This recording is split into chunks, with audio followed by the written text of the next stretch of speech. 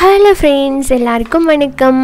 இன்றைக்கி நம்ம நிக்கிஸ் கிச்சனில் பேக்கரி ஸ்டைலில் நல்ல அட்டகாசமான டேஸ்ட்டில் க்ரீமை வச்சு சூப்பரான ஒரு மில்க் க்ரீம் பர்ஃபி எப்படி பண்ணுறது அப்படிங்கிறத பார்க்கலாங்க. இது வந்து நான் கொக்கோ பவுடர் போட்டு சாக்லேட் ஃப்ளேவரில் பண்ணியிருக்கேன். ரொம்பவுமே சூப்பராக வந்திருக்கு. இது எப்படி பண்ணுறது, இதுக்கான அளவுகள் என்னென்ன அப்படிங்கிறத பார்த்துடலாம் வாங்க. அதுக்காக நான் இன்றைக்கி பார்த்தீங்கன்னா ஒரு 3/4 கப் அளவுக்கு ஃப்ரெஷ் க்ரீம் வந்து எடுத்துருக்கிறேன். நம்ம எல்லாத்துக்குமே தெரியும், இந்த பன்னீர் பட்டர் மசாலா அப்புறம் மக்கன் வாலா இதெல்லாம் பண்ணும்போது நம்ம சேர்ப்போம் இல்லைங்களா, அந்த ஃப்ரெஷ் க்ரீம் அதுதான் வந்து 3/4 கப் எடுத்துருக்கிறேன். இது ஈஸியாக கடைகளில் கிடைக்குது, நீங்கள் கேட்டு வாங்கிக்கலாம். அப்படி இல்லைன்னா நீங்கள் 2-3 நாள் ஃப்ரிட்ஜில் ஆடை எடுத்து வச்சும் நீங்கள் க்ரீம் ரெடி பண்ணி இதை செய்யலாம். இது வந்து ஆடை எடுத்து பண்ணணும் அப்படின்னா கொஞ்சம் டைம் ஆகும். ஒரு 2 வீக்ஸ் கிட்ட நீங்கள் எடுக்கணும். அப்போ இந்த மாதிரி நம்ம கடையில் வாங்கி செய்கிறது ரொம்ப ஈஸி, டேஸ்ட் ரொம்ப நல்லாயிருக்கும். இதை வச்சுட்டு ஒரு மீடியம் டு லோ ஃப்ளேமில் வச்சுட்டு நல்லா இதை கிளறி கொடுக்கணும். இதை கிளறி கொடுத்து கொஞ்சம் நேரம் வந்து நல்லா கெட்டியாக ஆரம்பித்ததுக்கப்புறமா நம்ம என்ன பண்ணணும்னா, அடுத்தது இதில் கண்டென்ஸ்டு மில்க் வந்து நான் சேர்த்துக்க போகிறேன். கண்டென்ஸ்டு மில்க் வந்து ஒரு 1/3 கப் அளவுக்கு சேர்த்துக்கோங்க. 1/2 கப் சேர்த்தேன் நான், கொஞ்சம் இனிப்பு ரொம்ப அதிகமாக இருந்தது, அதனால் நான் உங்களுக்கு வந்து 1/3 கப் வந்து சஜஸ்ட் பண்ணுறேன். 1/3 கப் வந்து சரியாக இருக்கும். எங்கிட்ட கண்டென்ஸ்டு மில்க் கிடையாது, மில்க்மெய்டு தான் நான் சேர்த்துருக்கேன். இது இல்லை அப்படிங்கிறவங்க வந்து சர்க்கரை கூட சேர்த்துக்கலாம். இது சேர்க்கும் போது இன்னும் கொஞ்சம் ஃப்ளேவர் சூப்பராக இருக்கும். அதில் வந்து இந்த வெனிலா எசன்ஸ் வந்து கலந்துருப்பாங்க. ஸோ அதோடய ஃப்ளேவர் வந்து ரொம்ப நல்லாயிருக்கும். இதில் நம்ம எக்ஸ்ட்ரா எந்த எசன்ஸும் நம்ம சேர்க்க போகிறதில்ல. இது இப்படியேவும் செஞ்சுக்கலாம்.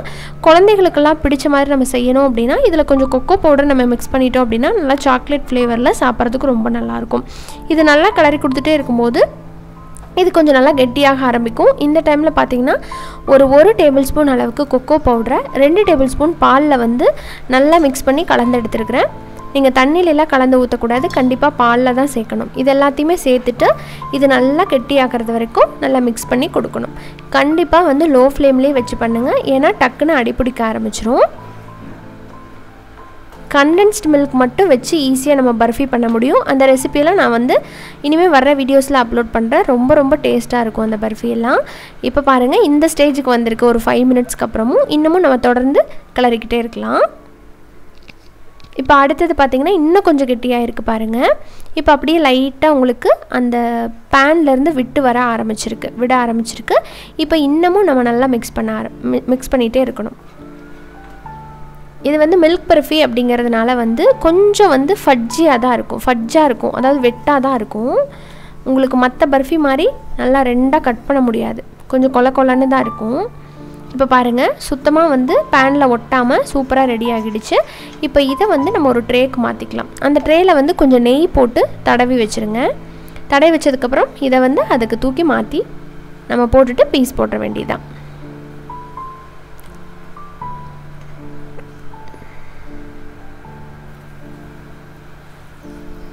அவ்வளோதாங்க. இப்போ நான் ஃப்ளேமை வந்து ஆஃப் பண்ணிவிட்டு அந்த ட்ரேக்கு மாற்றிக்கிறேன். இப்போ பாருங்கள், சுத்தமாக நல்லா விட்டாமல் நல்லா உருண்டு வர ஆரம்பிச்சிருச்சு. இப்போ இந்த ட்ரேயில் கொஞ்சம் நெய் விட்டுருக்கேன். நெய் விட்டதுக்கப்புறம் இதை நல்லா க்ரீஸ் பண்ணி விட்டுடலாம். இதுக்கு பொதுவாக நீங்கள் பட்டர் கூட சேர்த்து க்ரீஸ் பண்ணிக்கலாம், உங்கள் விருப்பம்தான். இப்போ இந்த ட்ரேயில் சேர்த்துட்டு நம்ம லெவல் பண்ணி விட்டுடலாம். இந்த ஃப்ரெஷ் க்ரீம் பார்த்தீங்கன்னா நீங்கள் யூஸ்வலாக ஒரு சின்ன பேக்கெட் மாதிரி உங்களுக்கு அதில் கிடைக்கும். ஒன்ஸ் வந்து அதை ஓப்பன் பண்ணிட்டீங்கன்னா 2 to 3 டேஸ்க்கு வந்து 3 டேஸ்க்குள்ளே நம்ம அதை காலி பண்ணி ஆகணும் இல்லைங்களா. நம்ம இப்போ ஒரு பன்னீர் பட்டர் மசாலா பண்ணுறோம், அப்புறமா ஒரு கடாய் சிக்கன் பண்ணுறோம் அப்படின்னா அந்த மாதிரிலாம் பண்ணதுக்கப்புறம் உங்களுக்கு அது வேஸ்ட்டாக இருக்கும். அந்த மாதிரி இருக்கிற அந்த ஃப்ரெஷ் க்ரீமை என்ன பண்ணலாம் அப்படின்னு நீங்கள் நினச்சிட்ருக்கிறப்ப இந்த மாதிரி ரெசிபியை கொஞ்சமாக போட்டு செஞ்சு பாருங்கள், ரொம்ப நல்லாயிருக்கும். நான் சொன்ன மாதிரி அந்த மில்க் மேட் இல்லைன்னா அதை ஸ்கிப் பண்ணிவிட்டு அதுக்கு பொதுவாக நீங்கள் சர்க்கரை சேர்த்தும் பண்ணிக்கலாம். கொஞ்சோண்டு வந்து வெனிலா எசன்ஸோ இல்லை வேறு ஏதாவது எசன்ஸ் வச்சுருந்தீங்கன்னா கொஞ்சம் ஊற்றிக்கோங்க, கொஞ்சம் மணமாக இருக்கும். அவ்வளோதான். இந்த ரெசிபியை கண்டிப்பாக ட்ரை பண்ணி பாருங்கள். அந்த மிச்சம் இருக்கிற அந்த ஃப்ரெஷ் க்ரீமை வச்சு சூப்பராக இந்த மாதிரி பர்ஃபி பண்ணி நீங்கள் குழந்தைங்களுக்கு கொடுக்கலாம். நீங்கள் அந்த சாக்லேட் கொக்கோ பவுடர் ஆட் பண்ணாமையும் நீங்கள் பண்ணலாம். அப்படி பண்ணிங்கனாலும் ப்ளெயினான ஒரு பர்ஃபியாக நல்லா தான் இருக்கும். இப்போ லைட்டாக நம்ம லெவல் பண்ண ஆரம்பிச்சுட்டு இதுக்கு மேலே கொஞ்சோண்டு வந்து பார்க்குறதுக்கு அழகாக இருக்கணும், நம்ம அந்த கடையில் வாங்குற மாதிரி அப்படிங்கிற மாதிரி ஒரு ஃபீல் வேணும்னா இதில் கொஞ்சம் நட்ஸ் எல்லாம் நீங்கள் வந்து ஸ்ப்ரிங்கிள் பண்ணி விட்டுக்கலாம். நான் வந்து கொஞ்சோண்டு பிஸ்தா அப்புறம் வந்து ஆல்மண்ட்ஸ் இருக்கு இல்லைங்களா, பாதாம், அது எல்லாத்தையுமே வந்து கட் பண்ணி எடுத்துருக்கிறேன். இப்போ அது எல்லாத்தையுமே போட்டுட்டு கொஞ்சம் நேரம் இதெல்லாம் ஆற விட்டு நம்ம கட் பண்ணிட வேண்டியதான். நான் முதவே சொன்ன மாதிரி பார்த்தீங்கன்னா இது வந்து மில்க் பர்ஃபி அப்படிங்கிறதுனால கொஞ்சம் ஃபட்ஜியாக தான் இருக்கும். இப்போ நான் கட் பண்ணுறேன் பாருங்கள். அந்த கொலப்பாக அந்த நைஃப்பில் வந்து ஒட்டிக்கிட்டே தான் வரும்.